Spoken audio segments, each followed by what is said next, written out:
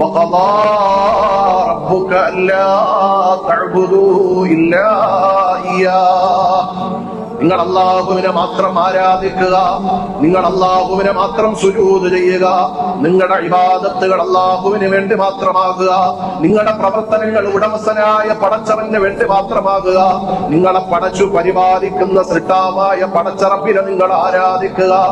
അള്ളാഹുവിനെ ആരാധിക്കാൻ പറഞ്ഞ ഉടനെ അള്ളാഹു ചേർത്തു പറഞ്ഞ മറ്റൊരു അമലും കൂടിയുണ്ട്. അള്ളാഹുവിനുള്ള ആരാധന പൂർണ്ണമാകണമെങ്കിൽ ആ ചേർത്തു പറഞ്ഞ അമലും കൂടി നമ്മുടെ ജീവിതത്തിൽ വേണം.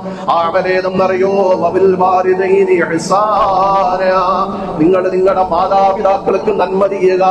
മാതാപിതാക്കൾക്ക് നന്മ ചെയ്യാതെ അള്ളാഹുവിനെ മാത്രം ആരാധിച്ചിട്ട് കാര്യമില്ല.